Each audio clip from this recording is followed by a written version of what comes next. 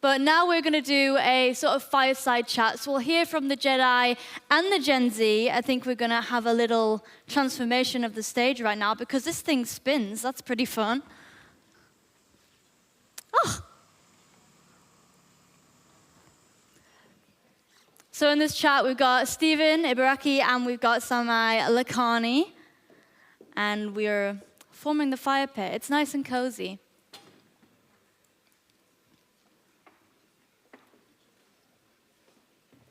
And Martin's also going to join me on stage for this one. No, she's coming, she's coming, she's coming. She was supposed to hand it to us, right? The cushions or the lightsabers?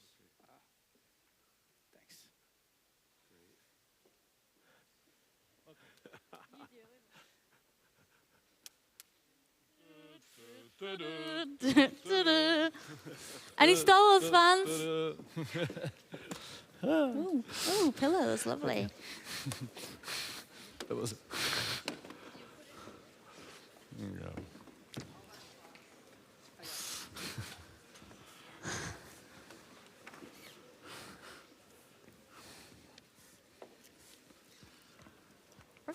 Wow, guys, what a start. I think our brains are already a little bit boiling after these two amazing presentations, and I wish I had already this implant that could store all that information for me and all the names and all the references. But guys, we want to drill a little bit down into what you were saying, and actually why we are in this setup, we call it the Gen Zs and the Jedis, especially here. Because we want to get these two different perspectives of somebody who's been building this world we are living in now, this world of technology that is advancing everything at such a speed, and the perspective of the people like you guys here, or like Samay and Tilly, who actually were born into this world already, and who are total natural digital citizens. So we want to bring that in. We are very open also to your questions. I don't know if there is a way to really do it and bring mics up and down. So when we do the questions, you can just raise your hand and shout, and we will repeat the question down here. But I want to really start with one question to you, Stephen, and that's what drives you? Yeah, I mean, you made this amazing performance here, but it's like the 10th this month you are doing. So you are flying all over the world. What drives you to do that, actually? So your question was, what drives me to do what I do? And yes. I would say just really improving the world in some way. And it comes back to when I was really young. I was, I was reading encyclopedias and things like that. But my parents really emphasized to me, understand other people, other cultures, be sensitive to the needs of others, and always think about tech for good if you're going to build tech, or AI for good. In fact, I built a computer when I was 10. It actually had AI in it. Now, that was back in 1965, so that was a long time ago. That's when we didn't have transistors and integrated circuits. We had like vacuum tubes and wires, right? So, and again, the push was always, how can I do something that'll improve the world in some way? So that's what drives me. Everything I do is going to have some positive social impact on the world, and everything I do, I want to share some insights with other people, and I want people to walk away saying, hey, I thought I'd learned something, I gained something from being with Steve, and in turn, with me interacting with all of you, I learned something as well. So we all get to co-create, and we get an omni-win. Mm-hmm. That means we both win, right? It's a win-win, so. I think with both of you, you both sort of have that mentality, which just, let's just try it, and let's just find out and see what we can do. And I think a lot of people are sometimes scared to take that step, but you're both making absolute waves. And I mean, you probably have a lot of questions between yourselves, but my question to you guys is like, what would your advice to be to somebody to actually just get started and know that they're capable and they can do it too? I just add one thing. I think Stephen said he does it to improve the world, but I think Samay does it just to have fun. Yeah, what is? Yeah. It will change the world as well, though, at the same time. But back to your question. Yeah, just like what advice would you give to other people to get involved? And maybe what advice do you have for Samay as somebody, as a Gen Z in this world? So you want to go with Samay first, or you want me to answer? Your advice to Samay. Oh, okay. So to Samay, well, actually, you've got all of the things I would normally say, and that is be curious, right? In fact, you notice in one of my first slides, I talked about these questions, and there was this idea of enhancing or encouraging curiosity. So being curious, also thinking about the future and reading about the future all the time. And that's why I mentioned ACM and IEEE, the best sources of trusted futuristic information. So be curious, read about the future. Also, stretch yourself, but you're doing this all the time, right? So don't always sit in your comfort zone. Try to stretch what you're doing. We call those stretch goals. The other thing, too, is employ critical thinking. So question things that you see. Try to figure it out, but question it as well. Have empathy for things that you see. So think about the other's point of view and care about the other's point of view. The other thing is take responsibility, individual responsibility and accountability for things to be better, and then be adaptable because things are changing so quickly. And I would say the final thing is employ what I call combinatorial thinking. In other words, you learn something here about music, you learn something here about art, you learn something here about science, maybe something about computers. Spend some time to kind of join those thoughts together when you're walking or exercising, or think about what is that connection between these different kinds of things. And actually, when I think about it, also associate with people who are different. So just don't associate people who are like really techie or people who are creative. Actually be very, what we call interdisciplinary. Work with people who are different than yourselves, who are also positive, and you can learn from that. But I see you doing all of that. But that's what I would do for Gen Z as advice. Thank you. I really actually resonate with the last point of meeting people who are different from you. Especially if you're in technology. I mean, it can become an echo chamber, and if you're not learning from, artists or creatives, sometimes you can kind of get stuck in a little hole and maybe like lose your creativity sometimes. There's so much to learn from people in other fields because a lot of those fields somehow have like similarities I've found. Like, I think for a lot of people, like, Steve Jobs, like, it wasn't just about the technology for him, it was like expressing something more than that, like creativity or telling a story, which is not something you'd usually learn from a tech bro. Yeah, in fact, they'll give you a point of view that you may not have considered, right? Like Tilly said something really interesting to me. So what you may not be aware in the audience, I actually wear hearing aids, but they're not very good in this like stadium environment. They're like only 40% effective, even though they have AI in them. And so I said to Tilly, what I do is I always repeat the question. And she said, you know what? That probably allows you to build a better relationship. Say, hey, that's a good thought, right? So because she brought a different perspective, she brought me an idea, and she was right when I reflected on it. So thank you, Tilly. That's okay. It's genuinely just because when you're talking to you, like everyone tries to be more of an active listener, and you're having to be an active listener. And I think with the development of tech and everything, those hearing aids will just get better and better and better. But also now you've got this skill to be able to connect to people and let them feel heard as well. Yeah, I think it's important to take time to listen to others and listen carefully. And actually, if you repeat what people say to you, then in essence, you're in tuning with them, right? So, active listening and great advice, Dilly. You were Samay, actually mentioning on the topic this idea of exchanging directly brain to brain or mind to mind, yeah? And I was wondering, often when a situation arises, I talk with somebody, maybe we are not agreeing, and then some emotion appears, and then before I say what I think at that time, I tone it down and I come across as a polite person. But if there's direct connection, how would you cope with that? If all my emotions just shoot on the other person? That's a good question, and I'm not sure how to answer that because I really don't know. I mean, if we were communicating every experience and I was like really mad at you and I just said the worst thing to you, that would probably have some bad consequences. I mean, in terms of our personal relationship. You'll need some AI filter or something. Yeah, some AI filter. Just don't say these specific words. Don't say anything mean. I don't know.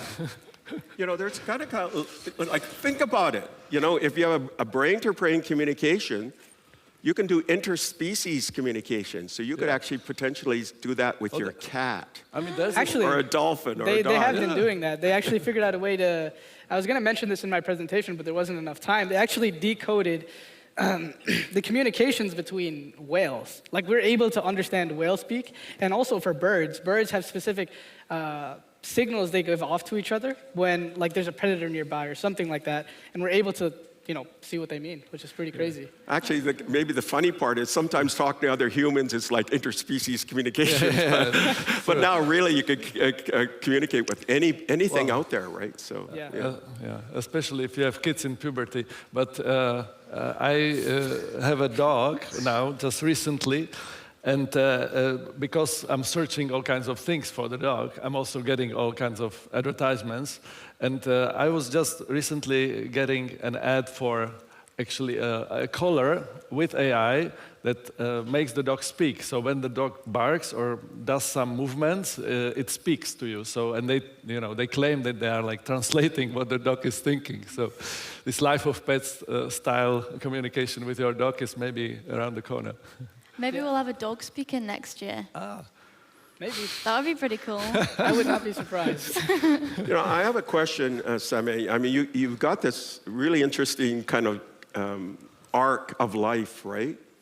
What were those 3 inflection points that made who you are today? And it could have been when you were 3 years old or 5, and it really inspired you to be where you are today, including speaking at this really remarkable conference, really the best in the world. So. Yeah, thanks. That's a really good question, and I think it's very personal. And I'd say one of the biggest inflection points is when I wanted to build a computer. When I was 12 years old, that summer, I was watching lots of YouTube videos, kind of just exploring. And I really wanted to build a computer, but they were super expensive, like $1,000, $1,500. So I asked my parents, can you get me this computer? And they're like, no. I'm like, okay, what am I going to do now? So I sent an email to the CEO of NVIDIA, Jensen Huang. Can you sponsor my PC build video? Because that was like popular at the time. And he's like, sure, happy to help. And I thought they were going to send me maybe like one part of the PC, the GPU, but they ended up sending the entire computer. And this is what I mean by, mess around and find out. If I did not send that email, I wouldn't have a computer, and I wouldn't have been able to build any of these things that I've built. So I got the computer parts, I built it, I made a video about it, and I spent all of my time on that computer. Just at first it was, video games because I was a kid, but as I spent more and more time coding, I hit the second inflection point, realizing that I could use all of this AI technology to get my homework done. I hated school. So what I did is I would, but I used it to get my homework done. Back in like 2020, 2021, when they had the earliest versions of ChatGPT out, I would use it to write all my essays, which is maybe not the best advice to be giving to everyone here, but I'll be honest, that's what I was having fun doing. And I realized the power of automation, if we could keep automating, we can automate everything, which I think could be cool.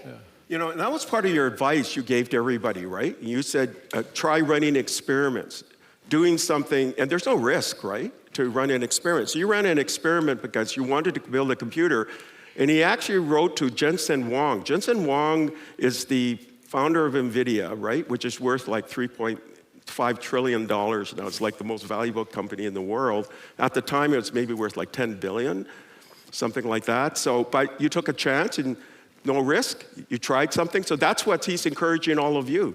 Try things. There's no risk. Like reaching out to a CEO of a corporation, and guess what? He responded, right? Yeah. Now NVIDIA's worth what, like $3.7 trillion? Like it's crazy how much they've grown. And just take the risk. Failure means nothing if it's not catastrophic. So just take the shot. Yeah, in fact, a friend of mine said, when you get a no, there is no such thing as a no. It's actually a yes, just with some conditions. Yes. Yeah. Exactly. Shall we ask if there are any questions from the auditorium, from the Colosseum? Just wave at us. Yeah. Scream. So you asked Samay about his inflection points, but you obviously have more experience, so I was wondering, what are your inflection points? So she would like to ask, what were your inflection points? You asked Samay. So the question was, what were the kind of magical moments of my life? It was actually my parents willing to invest in resources. So they invested in like 10 different encyclopedias, and I read them. So there was one on lands and people, so I learned about culture. There was one on science, so I learned all about science. There was one about general knowledge, I read about that. There was dictionaries in there, so I consumed this, and it made me sensitive to indigenous citizens. You notice I talked about indigenous people, because in the one about lands and people, they talk about indigenous people and the contributions they make, and it's like hidden sometimes. And so that was an inflection point, because then that inspired me to say, gee, I hear these things about computers, maybe, you know, and clearly my parents were, you know, there was like in the early days, so that inspired me to try to build one, and I built one when I was young. So I would say those are the two inflection points, and maybe a third is I was really, really shy. I mean, I was so shy that I actually didn't attend class because I was so shy of people. And when I was in my first job, I was thinking, gee, I see these salesmen talking to the chairman of this big company, and it's like, hey, Jack, how are you? You're their friends. And I'm thinking, God, I'm so shy, I could never do that. In that moment, I made a decision. I said, I'm going to see if I can go into sales. I'm going to see if I applied at the local college to teach computing, and I applied at the local paper to write articles. And I'm telling you, sales was the toughest thing I ever did in my life. But I learned that it's actually a series of things you can practice to gain a skill. I learned that teaching is also a series of things that you could practice to gain a skill. And when I first submitted my first 5 articles, they were all turned down. So what I did is I took all the feedback and I resubmitted them a few months later and accepted them all. So that would be an inflection point. So that speaks to what you're saying as well. You got to try, and kind of push the boundaries and keep trying, right? And take the risks. Yeah. And I would say those would be inflection points. And of course, this will be an inflection point here. Yeah. The magical moments of being with all of you, I mean, it's just kind of amazing, right? Co-creating in a way that's never happened in my experience. So thank you, Martin, and all the crew here, and Katie, and so on, to putting this together. And for all of you to attend and to participate. Guys, we are approaching the end of our time here. I'll have one more question to you, and if you just can answer in one sentence. Stephen, we brought you here because, I mean, you are talking to heads of states and UN and World Bank and all kinds of dignitaries and officials about what you were talking to us here. I wanted to ask you, what is the biggest blind spot of these world leaders? What is the biggest blind spot that you try to kind of shift in their mind? And the same goes to you, but with your professors. I would say not fully understanding the positive benefits of tech. So policymakers are probably a year behind where myself and others are, and they have to catch up. Okay. I'd say it's similar. People not reading the news or the new research comes out and following an echo chamber of what exists. There's lots of PhDs, professors who just don't know any of the new trends in technology, at which they absolutely would be able to do if they just read the news or the research papers. Okay. Yeah. Great. One more last question. Oh. Hello. So my question was, of course, like technology is advancing at a rate maybe unimaginable. My parents were kids, they never thought that the TV would be flat in reality. So with the growing AI right now, like you said, writing an essay for ChatGPT in an exam, not really advisable, but after my school's done, of course I'm going to use it at every point I get. So with AI advancing so much with technology, like what is the rate of it? Like if some guy's actually really smart, really good at writing essays, for example, or actually smart, obviously some guy with ChatGPT is going to be better. So what is the value of that smartness? It's going to go down with so how do you cope with that? So I think that question is a very complicated question because, one, we can't predict what's going to happen, but we can have some idea.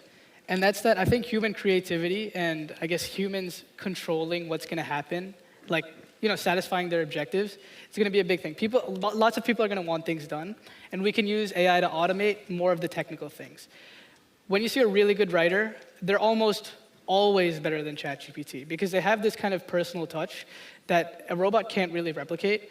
And there's going to be lots of mediocre writers that are going to be replaced, but the really high-skilled writers, the ones that really connect with people, the ones that write very emotional pieces, I don't think will be replaced. We're going to be able to automate a lot of the copywriting and the boilerplate writing, but I think art is still going to be there because there's a human aspect to that. So from my perspective, it's really merging with all of the available technologies. The technology advances you won't be able to stop.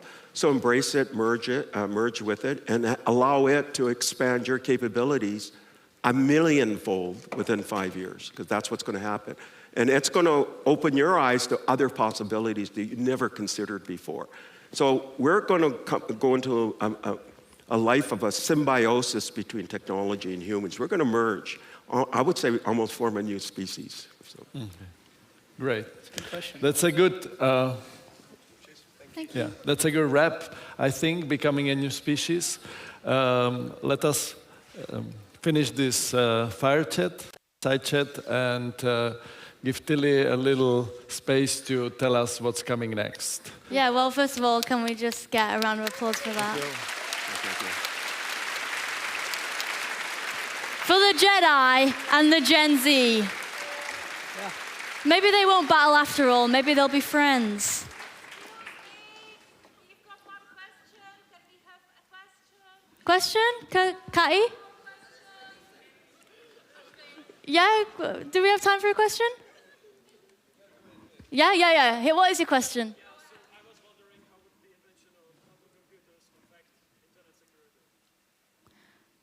What I'm hearing is, what effect will quantum computing have on security? Yeah. Yeah, so the reality is it's going to break encryption, right? And that's why NIST, this National Institute of Standards, is actually, back in 2015, asked the world to create new standards for encryption that cannot be broken by quantum computing.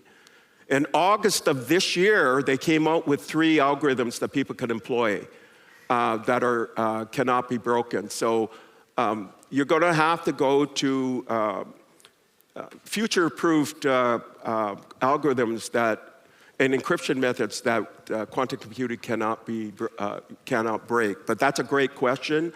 And so the whole world is going to have to transform the way they encrypt. Encrypt meaning kind of guard the data so that people can't get to it. They got to use new techniques, and it's got to be globally applied. So that's where it's heading.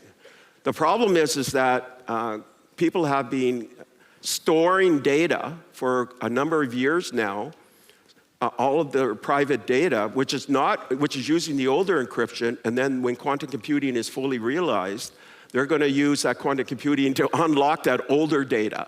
And unfortunately, there isn't anything we can do about that. So. Okay.